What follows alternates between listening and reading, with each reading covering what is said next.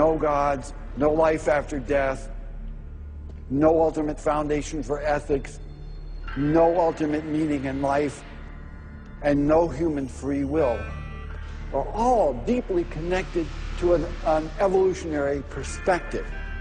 You're here today and you're gone tomorrow, and that's all there is to it.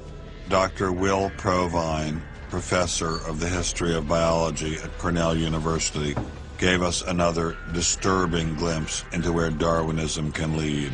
Oh, I was a Christian, but I never heard anything about evolution because it was illegal to teach it in Tennessee. Dr. Provine's first biology professor changed all that. He started talking about evolution as if it had no design in it whatsoever. And I came up to him and I said, "You left out the most important part."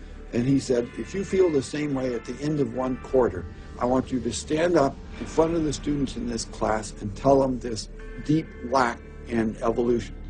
And I read that book so carefully, I could find no sign of there being any design whatsoever in evolution.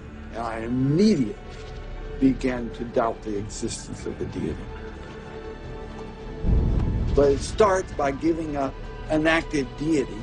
Then it gives up the hope that there's any life after death.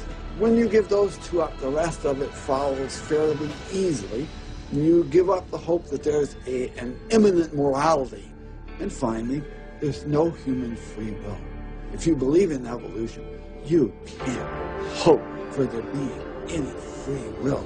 There's no hope whatsoever of there being any deep meaning in human life. We live, we die, and we're gone. We're absolutely gone when we die. Dr. Provine is no stranger to the prospect of death. Nearly a decade ago, he was diagnosed with a large brain tumor. Let's suppose my tumor comes back, as it almost certainly will. Well, I'm not going to sit around like my older brother did last year, and he was dying of ALS, Lou Gehrig's disease. He wanted desperately to die, but we couldn't help him die. I don't want to die like that. I'm going to shoot myself in the head long before then. I'm going to do something different. I hope these are empty words for my friend, Dr. Provine, because shortly after this interview was recorded, he learned his brain tumor had returned. I don't feel one bit bad about holding the views that I do. There's not anything in the views I hold that makes me, oh, I wish I had free will, or, oh, I wish there were a God.